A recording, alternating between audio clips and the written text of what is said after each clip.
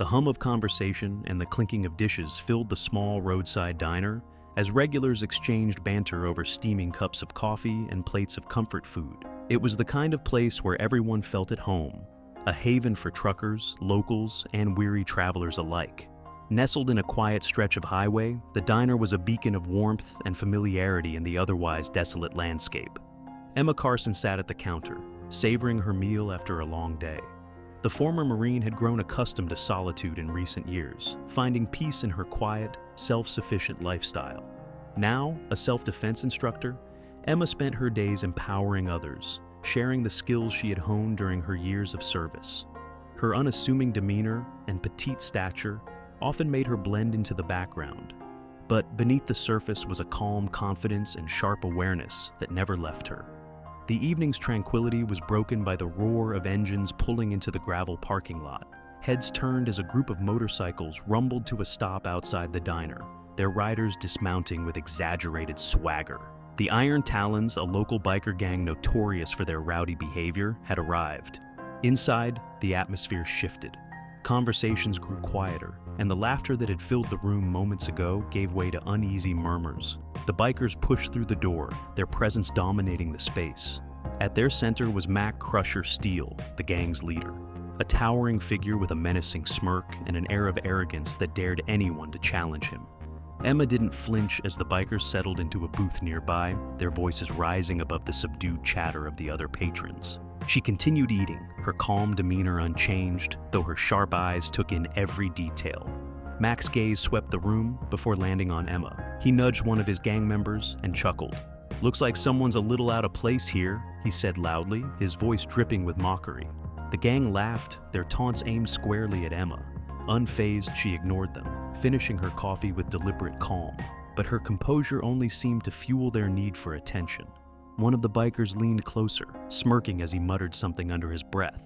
"Hey, sweetheart, don't ignore us," Mac called, his tone turning sharper. "We're just trying to be friendly." The diner fell silent, all eyes on Emma. Slowly, she set her cup down and turned her gaze to Mac, her expression steady. It was clear to anyone watching that the bikers had no idea who they were messing with. Emma met Mac's mocking gaze with an expression as steady as the surface of a still pond. Her silence wasn't born of fear, but of control, something Mac and his gang clearly didn't understand. Around her, the diner patrons shifted uncomfortably in their seats, the tension in the room growing thicker with each passing second. "Ah, come on, don't be like that," Mac taunted, rising from his seat and swaggering over to Emma. "You're too pretty to sit here all by yourself. How about I keep you company?" The other bikers laughed, emboldened by their leader's bravado. A few of them leaned back in their chairs, smirking as they waited for the inevitable clash. Emma didn't respond. Instead, she calmly wiped her hands on a napkin and pushed her plate aside. Mac took this as an invitation to lean closer, his looming frame casting a shadow over her. "Cat got your tongue?" he sneered. "I'd recommend stepping back," Emma said, her voice steady and measured. The firmness in her tone silenced the gang's laughter for a moment, but Mac only grinned wider. "And if I don't?" he challenged, leaning even closer. Emma's response was quick and precise. She stood in one smooth motion, pivoting on her heel to face Mac directly. Before he could react, she placed a firm hand on his chest and shoved him back. Caught off guard, Mac stumbled a few steps, nearly colliding with a table. The diners gasped, their eyes darting between Emma and Mac, who was now red with humiliation. "You've had your fun," Emma said. "Now leave." Mac's smirk twisted into a scowl. "Oh, you've got guts, I'll give you that," he growled, straightening himself. "But you just made the biggest mistake of your life." He snapped his fingers, and two of his gang members, both burly men with tattoos snaking up their arms, rose from their seats. They moved to flank Emma, their sheer size a clear attempt to intimidate her. Emma remained calm, her eyes flicking between them, calculating her next move. "Let's see how tough you really are," one of them said, reaching for her arm. But before he could make contact, Emma acted. In a flash, she twisted his wrist and stepped forward, using his own momentum to send him sprawling onto the floor. The crowd erupted into startled gasps as the man groaned in pain, clutching his arm. The second biker hesitated, clearly reevaluating his decision to engage. Emma gave him a single warning glance, but he shook off his doubt and lunged at her. She sidestepped his attack with ease, delivering a swift elbow to his ribs. The man doubled over, wheezing as he stumbled backward. The fight escalates. Mac's face darkened as he realized his gang wasn't just losing, they were being humiliated. "You're gonna regret this," he snarled, reaching for the knife holstered at his side. Before he could unsheath it, Emma's voice cut through the tension. "Don't even think about it," she said, her tone icy and commanding. "You won't like how it ends." The crowd watched in stunned silence as Mac hesitated, his fingers twitching over the handle of the knife. He glanced around the room, noticing the cell phones pointed in his direction.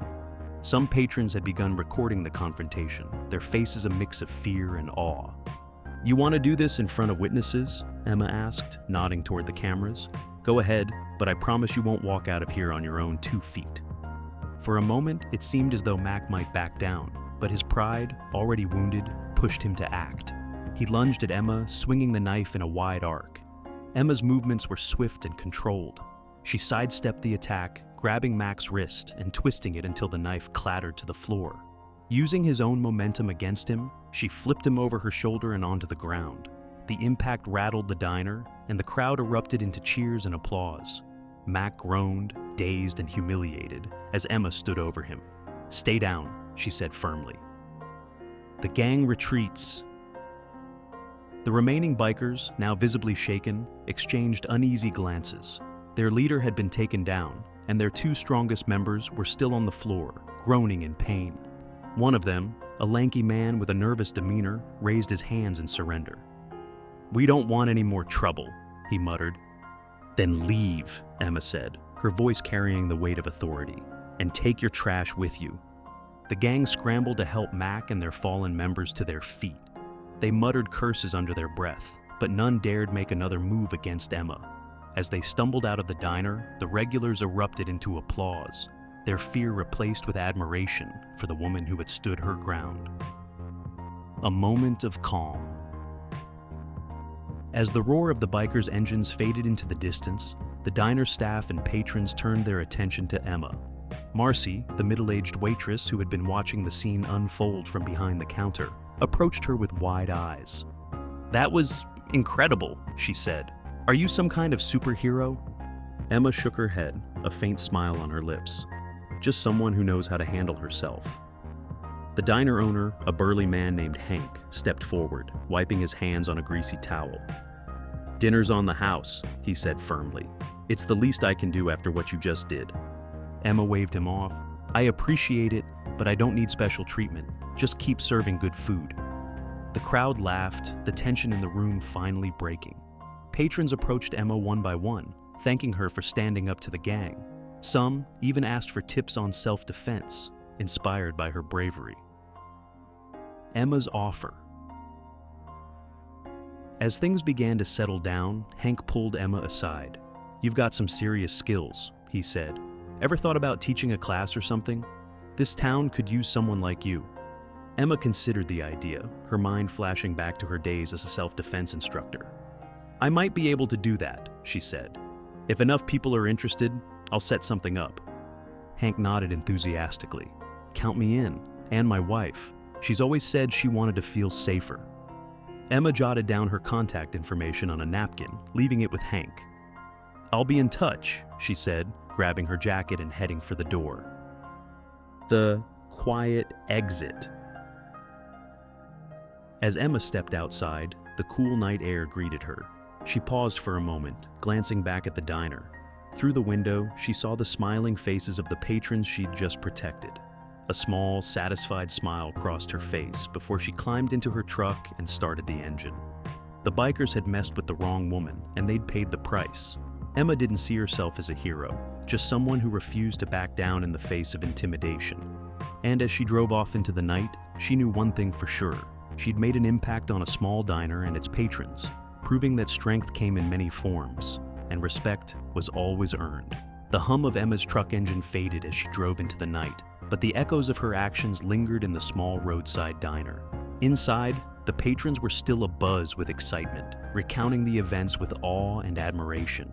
Marcy, the waitress, shook her head in disbelief as she cleared a table.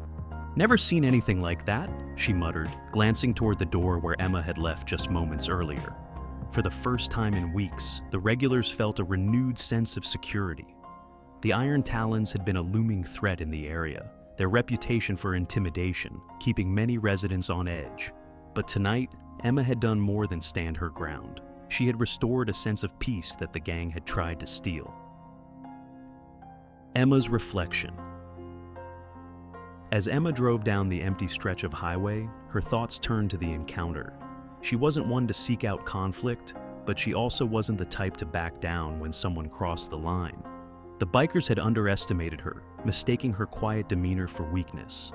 What they hadn't known, and now fully understood, was that Emma had faced far tougher battles in her life. Her years in the Marines had taught her resilience, discipline, and the importance of standing up for what was right.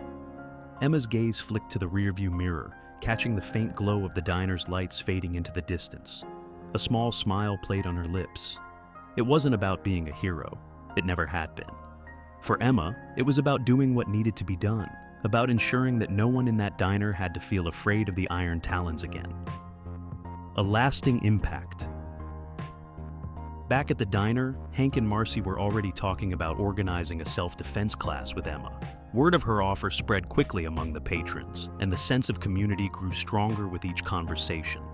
"She didn't just defend herself," Hank said to one customer. "She reminded us that we don't have to live in fear." The sentiment was shared by all who had witnessed the scene. For them, Emma's actions weren't just an act of bravery.